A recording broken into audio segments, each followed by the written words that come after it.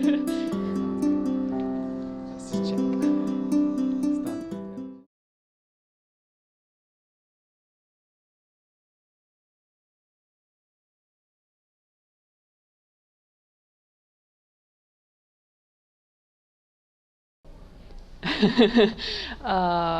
So on Fridays, I usually wake up at like 10 or 9 o'clock in the morning. Today I woke up earlier though. It was like 7 or 8 a.m. And yes, I have breakfast, some cereals or waffles, and then get ready to go to the university. My classes start at 2:20 in the afternoon. I go to my class, and then after that usually meet my friends at the dining room and we have lunch together. And yes, we spend a lot of time there eating and talking, discussing what we learned at the class or some other stuff. I do like it a lot, and I eat at our dining room every week, at least once a week. And yes, I like it because it's good and it's healthy, and it's cheap.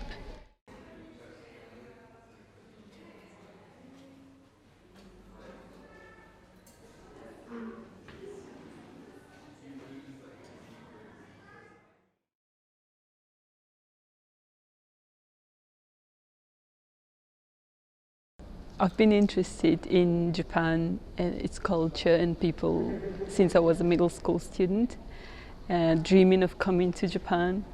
And as my family did not have financial means to allow me to achieve my dream, so I decided to apply for school. I decided to apply to one of the only universities in Kazakhstan that taught Japanese language. And after passing the entrance exam and studying in Japanese, majoring in Japanese philology for 3 years, I passed another exam on Japanese government and was granted a scholarship to study here in Tokyo. But after a year I had to return back to Kazakhstan for graduation.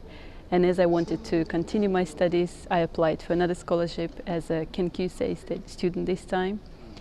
And after a year and a half here, I was accepted into master's program. And here I am now. What did you say? What's a Kenkyusei? What does that mean? Kenkyusei is a research student, I think, program. So it's like a preparation period before the masters. Okay. So you get to learn some Japanese language and work on your research to pass the exam for the master program.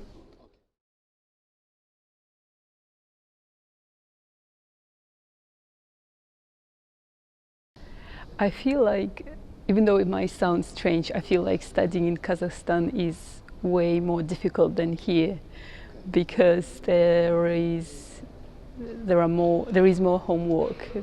There are a lot of difficult exams. Yeah, the teachers are really strict comparing to here.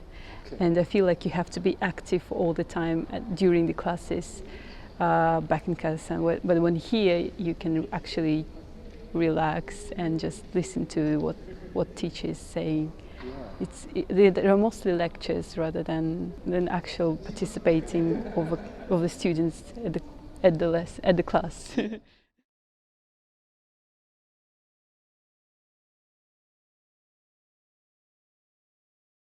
What surprised me most when I first came here, I think, is that nobody answers the teacher's questions at the class, even though he's like asking something super simple, like what is the capital of Tokyo, and nobody's answering. Okay. And I felt uncomfortable myself because I didn't know should I answer or not. Yeah, I still don't understand this thing. So you don't know why? I don't know why. Everyone is so shy and scared to like stand out. Tokyo has a reputation as being an expensive city. Yeah.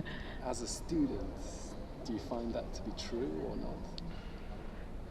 Yes, it is true. I find Tokyo a very expensive city.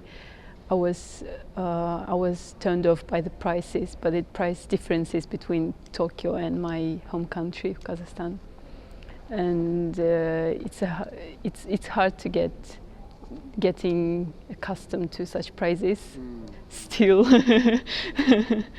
Yeah, and I remember I was really surprised by the tax system here. I didn't know anything about the tax system in Japan, and every time, and the cashier, I would get surprised because you have to pay more than the price that is written on the product.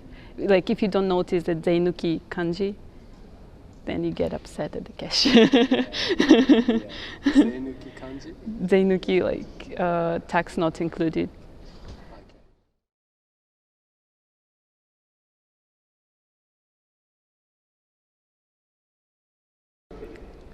I think in general it's good to go outside of your country, of your city, of your country, and because you get to look at your home country and the people who live there, at your own family from the outside world, and you get to understand it better.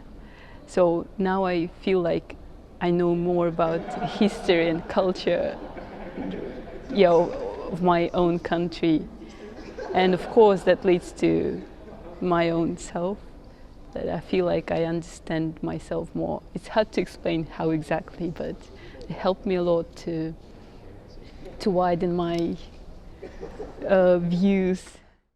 Sorry, I have a class now. I'll just see you later, okay?